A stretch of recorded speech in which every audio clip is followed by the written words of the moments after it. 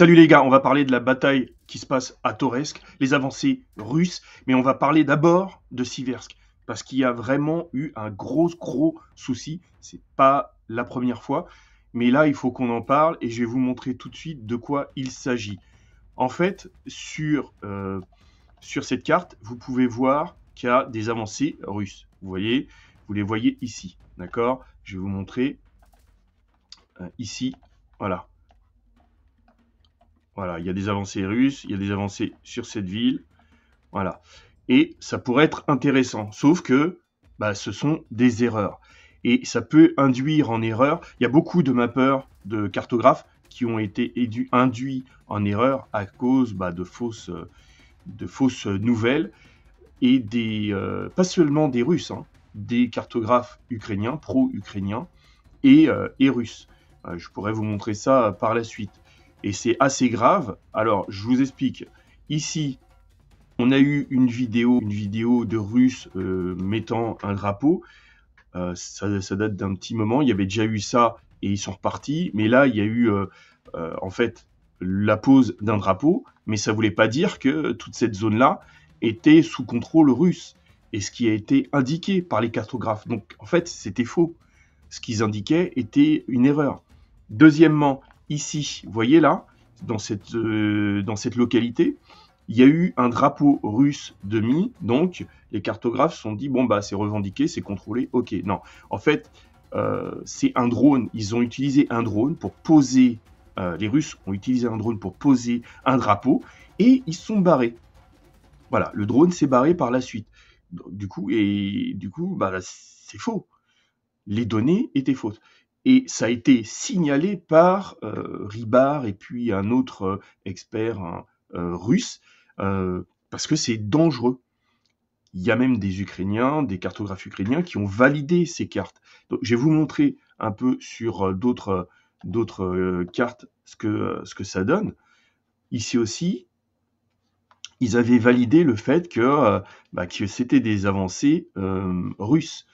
Je vous montre, si vous ne voyez pas bien sur cette carte, j'efface la précédente, mais ils ont validé le fait que c'était des avancées russes, juste là. Il y en a même qui ont mis des avancées ici. Et le contrôle de toute cette localité. Le problème, c'est que c'était faux. Et c'est assez grave parce que en fait, l'état-major va projeter les prochaines attaques par rapport à des données qui sont fausses. Donc, on ne sait pas si c'est des commandants, si c'est des officiers supérieurs qui ont voulu ça. Peut-être que c'est fait par communication, mais c'est extrêmement grave de voir ce genre de choses. Donc, il y avait même eu, je l'ai vu sur d'autres cartes, voilà, je vous mets celle-là, regardez. Vous voyez? Bon, il l'a présenté, c'est un très bon vidéaste. Et lui, il l'a rectifié. Il a mis qu'il y avait des soupçons du fait que toute cette zone-là n'était pas sous contrôle russe. Et ici, vous voyez, les warnings, c'est ce qu'il a mis aussi. Et en fait, quand on regarde bien attentivement la carte, on va repasser sur celle-là. Alors, si on zoome bien, on va regarder, ouais, ça passe bien. Là, en fait, vous voyez la carte. Là, les petits points blancs, c'est des impacts d'obus. C'est parce que c'est régulièrement bombardé. Et là, en fait, les mecs, même s'ils ont planté leur drapeau, ils sont repartis par la suite. Parce que, en fait, c'est plat. Dire que c'est tellement... Enfin, c'est plat, voilà. Il n'y a aucun couvert. C'est pas possible pour des soldats russes de rester à découvert comme ça. Notamment que par le fait que ici, dans cette zone, il y a des mortiers ukrainiens, il y a des drones, des opérateurs de drones ukrainiens, et en fait, vous ne restez pas en vie très longtemps si vous restez là. Donc en fait, cette zone-là est très difficile à prendre, donc ça va être compliqué en fait de prendre cette zone-là. Là, c'est une carte pro-ukrainien, voilà. Et eux aussi avaient commis l'erreur de mettre l'avancée russe dans ces deux localités, alors que la zone devrait plus se situer par là. Voilà. Dans cette zone-là, il n'y a rien qui bouge. On va repasser à une autre carte pour montrer plus de visibilité. Mais le souci dans cette zone, je vais vous le montrer. Pourquoi les Russes ont du mal à avancer dans cette zone. Vous voyez, là, ici, c'est une ligne de défense ukrainienne. Là aussi, là, et ça descend. Voilà. Là, c'est la première ligne de défense pour Siversk. Et en fait, il y a d'autres lignes de défense. Là, c'est pas très net sur ce schéma, mais il y en a un peu partout dans le coin. Et en fait, elles sont la ligne principale, là, les tranchées principales, la ligne de défense principale, elle est très près des positions avancées. Ce qui fait qu'en fait, les Ukrainiens qui se trouvent près de Siversk peuvent soutenir, ils peuvent donner un appui-feu aux troupes qui sont bien en avant de cette zone. Ce qui fait que quand les Russes viennent pour attaquer, eh bien, ils n'ont pas seulement les postes qui sont dans ces zones. Ok, hein, je schématise rapidement. Mais en fait, ils ont aussi ceux qui sont juste à l'arrière, qui peuvent aider les troupes à l'avant. Ce qui fait que... Et surtout, c'est que la zone est plate. Je veux dire, il n'y a rien pour se couvrir. Donc, allez-y, donnez l'assaut dans cette zone-là. Voilà, c'est compliqué pour les Russes de conquérir Siversk, parce que simplement, tout est plat, il n'y a pas de couvert. C'est extrêmement dangereux d'avancer. Vous avez pu voir, je vous ai montré avant les trous d'obus. C'est juste hallucinant. C'est un terrain lunaire. Il n'y a rien pour se couvrir. Donc, comment vous l'avez vu, bon, oui, ils sont allés là, dans cette localité, mais ils sont repartis tout de suite parce qu'ils ne pouvaient pas tenir cette position. C'était pas possible. Donc, en fait, vers Siversk, ça va être très difficile pour eux, pour les Russes, d'avancer. Notamment après, on peut me dire, oui, ils ont avancé le long ici. Attendez, si vous regardez bien la carte, je vous montre, là, il y a une rivière, hein, ok. Et là, là, ici, là, il y a une rivière, il y a des forêts, il y a une grande forêt, plus des marécages. Donc, allez-y, allez avec des blindés, allez avec tout ce que vous voulez pour conquérir cette zone. Voilà. C'est pour ça, en fait, que depuis le début de la guerre, ça n'avance pas dans cette zone. Et donc, où est-ce que je voulais en venir? C'est que c'est des blogueurs russes, des experts russes, hein, qui ont détecté ce genre d'anomalie venant d'autres reporters russes. Donc, c'est très bien de le signaler parce que ce genre d'erreur est assez grave. Pourquoi? Vous allez comprendre. Les Russes, que ce soit pour le commandement, enfin les officiers qui sont sur le terrain ou d'autres, se fient aux cartes que les cartographes que vous voyez même sur YouTube, les cartographes comme les experts militaires comme Ribard, etc., ils se fient à eux pour leurs avancées. Pourquoi? Parce qu'on ne leur fournit pas le matériel. On ne leur fournit pas le matériel pour visualiser le champ de bataille, leurs avancées, etc. Et donc, ils se fient aux cartographes dont moi, je me sers. Donc, c'est ça qui est grave. Les Russes se servent de Telegram pour coordonner leurs avancées, coordonner leur offensive, coordonner leurs attaques. Ils se servent de Telegram, ils se servent de Discord également. Et vous allez comprendre pourquoi je voulais parler de Discord. Parce que, en fait, ça a été interdit par le gouvernement russe. Voilà. Là, c'est une revue de Ribard bon, je vous lis quelques lignes. D'un point de vue militaire, le principal problème avec l'interdiction de Discord n'est pas seulement que certains postes de commandement peuvent se retrouver sans flux vidéo de drones. Ouais, ils se servent de Discord pour ça.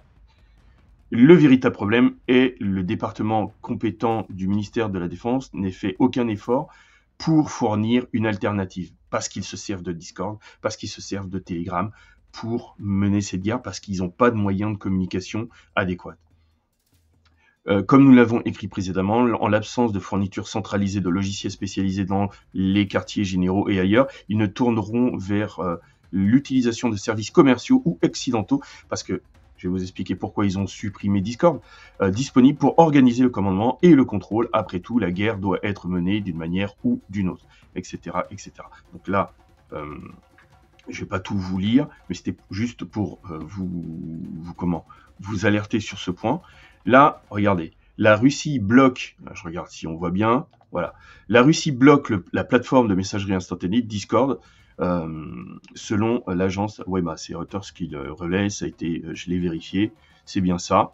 Le régulateur russe des communications a bloqué la plateforme de messagerie instantanée Discord pour violation de la loi russe, a rapporté mardi l'agence de presse TASS, faisant de la société basée à San Francisco la dernière plateforme technologique étrangère à faire l'objet de restrictions en Russie. Discord n'a pas répondu immédiatement à une demande de commentaires. Depuis plusieurs années, la Russie ordonne aux plateformes technologiques étrangères de supprimer les contenus qu'elle considère comme illégaux et en leur infligeant des amendes relativement modestes mais régulières lorsqu'ils jugent que les entreprises ne sont pas conformées à la loi. La semaine dernière, l'autorité de régulation Roskomnadzor a ordonné à Discord de supprimer près de 1000 éléments jugés illégaux et déjà infligé des amendes à l'entreprise pour ne pas... Voilà. En fait, le problème, c'est que les serveurs de Discord sont en Occident. Et ça pose un problème pour les Russes. Donc là, c'était un point que je voulais soulever. Et non, on va rester sur Siversk. Et en fait, vous voyez, même là, il y a un vidéaste qui a, un cartographe, pardon, qui a reflété un peu l'avancée sur Siversk, etc. Ce qui est, cette carte est fausse. C'est pas de sa faute. Vous faites tous des erreurs. Mais là, en fait, ce genre de duperie, il faut s'en méfier. Voilà. Tout le monde fait des erreurs, tout le monde fait des erreurs, donc voilà. Donc, encore Ribard, qui avait signalé avec un autre blogueur de guerre, expert de guerre, comme vous voulez, ce genre de problème. Comme il dit, direction de Siversk, vous pouvez faire des erreurs, mais vous ne pouvez pas mentir. Partie 1, c'était le 9 octobre. Ces derniers jours, nous avons reçu des rapports de victoire de plusieurs secteurs de la direction de Siversk qui n'ont aucun rapport avec la réalité. Certaines sources ont rapporté que les forces russes auraient non seulement à faire des progrès importants sur les localités que je vous ai indiquées. Aujourd'hui, un drapeau est planté dans les faubourgs d'Irovrivka. Il y a vraiment un drapeau qui est planté, mais ils ne maîtrisent pas du tout la zone. Et en plus, ils sont revenus sur leurs pas. Donc, voilà. Donc je vous ai mis quelques éléments, vous pouvez regarder. La rive sud de Siversk-Donetsk est coupée par un ravin, des gorges et des centaines de cratères, ce dont je vous ai parlé, ce qui rend extrêmement difficile le passage des équipements, d'autant plus que les forces armées ukrainiennes ont l'avantage des drones dans cette direction. Dans la forêt au nord, il y a plusieurs équipements, ça conforte ce que je disais, et d'autres disent des mortiers, des opérateurs de drones. Mais bon, là, c'est un marais, en fait. C'est surtout ça. C'est que c'est un marais et vous pouvez pas passer par là. Donc, il fait une partie 2. Peut-être que je vous laisserai les map que je fais pour que vous puissiez les télécharger, les lire. Dites-moi en commentaire si ça vous intéresse. Ça peut être bien pour vous. Il y a quelques jours, il y a eu des informations sur la prétendue libération de cette ville. À l'est du village se trouve un important point d'appui pour que les troupes russes tentent de prendre d'assaut environ une fois tous les 2 mois en moyenne, en raison d'utilisation active de drones par l'ennemi, il parle des Ukrainiens, et du manque de moyens de couverture suffisants. Je vous ai dit, j'ai vu la carte satellite, c'est plat. Comment voulez-vous qu'ils avancent? Voilà. Ensuite, là, c'est une réponse. Il me semble que je vais dézoomer. Non, c'est pas une réponse. Non, c'est pas celle-là. Voilà. Là, bon, c'est encore une critique de pourquoi c'est Ribard qui accuse un reporter de guerre de falsifier les vidéos, de dire qu'ils sont dans telle ville alors que c'est pas le cas. Et justement, ils répondent. Il fournit ces images. Et là, en fait, le site de médias russes a répondu. Vous voyez, il me semble que vous voyez, voilà, c'est cette partie-là où ils ont répondu longuement, point par point.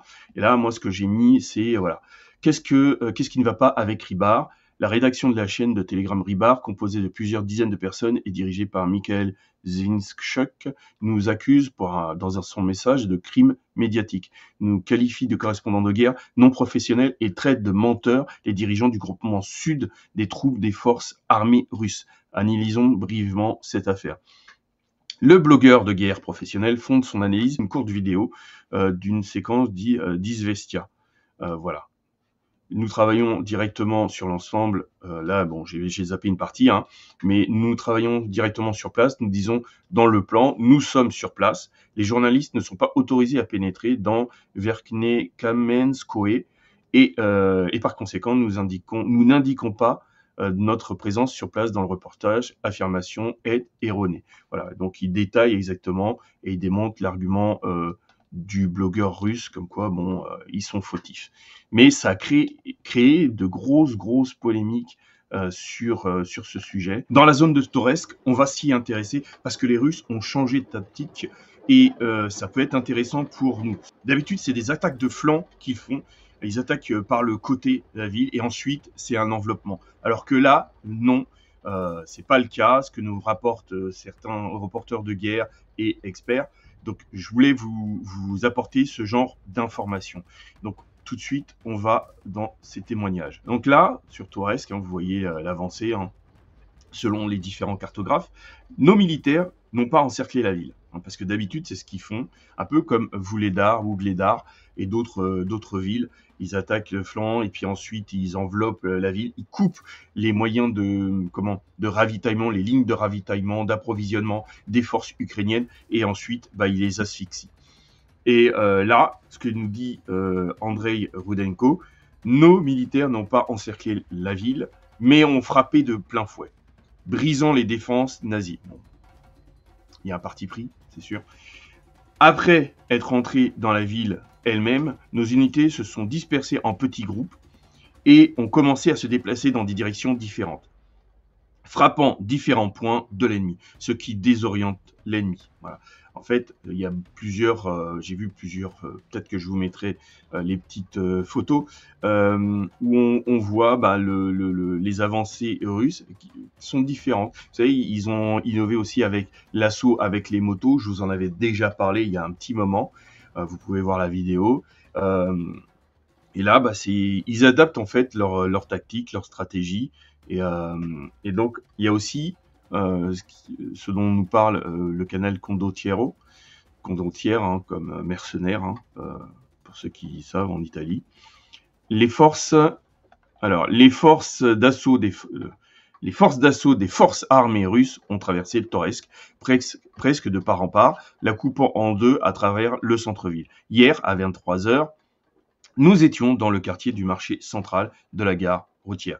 L'assaut contre la ville se poursuit. La nuit nous aide. Les positions capturées la nuit peuvent changer d'un sens ou dans l'autre. L'assaut de nuit et la consolidation sont une chose spéciale. Comment ça se passe? Mais les assauts, ils sont menés avec chance et expérience. Nous attendons.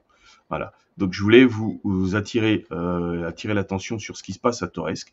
Parce que franchement, les Russes ont vraiment avancé rapidement dans cette ville, ce qui est étonnant. Comme quoi les forces basées à Koursk, les forces ukrainiennes qui sont à Koursk manquent cruellement, à peu près partout sur le champ de bataille. Donc là, en fait, les Russes avancent dans ce sens. Et comme vous l'avez entendu, c'est de nombreux petits groupes qui donnent l'assaut et qui investissent la ville. Donc c'est assez intéressant de voir ça. Il y a des avancées, donc il y a une zone grise, comme vous pouvez le voir. Là, en fait, d'habitude, au tout début, hein, quand ils ont commencé à attaquer Toretsk, j'ai cru qu'ils allaient faire un enveloppement, comme ils le font pratiquement à chaque fois, ce qui n'était pas le cas. Toutes les cartes ne le reportent pas les mêmes avancées, mais la plupart, même les cartes pro-ukrainiennes, montrent ce type d'avancée. Là, vous pouvez voir sur Noël Report les avancées dans Toretsk. Voilà. Donc les Russes avancent bien dans Toretsk et c'est assez étonnant qu'ils puissent avancer aussi. Bon, ils avancent pas facilement, mais regardez. Là, bon, c'est la zone voilà, conquise par les Russes. Donc là, c'est un autre cartographe qui l'a fait. Et on voit bien qu'ils avancent directement en plein dedans. En fait, ils avancent directement dans le tas, en fait, si je puis dire, dans la zone de Toresk. Alors que d'habitude, à chaque fois, ce que je les voyais, c'est foncer. Par exemple, là, imaginons qu'ils soient ici, foncer dans cette zone pour attaquer de flanc. C'est souvent ce qu'ils faisaient. Là, c'est pas du tout ce qu'ils font. Donc c'est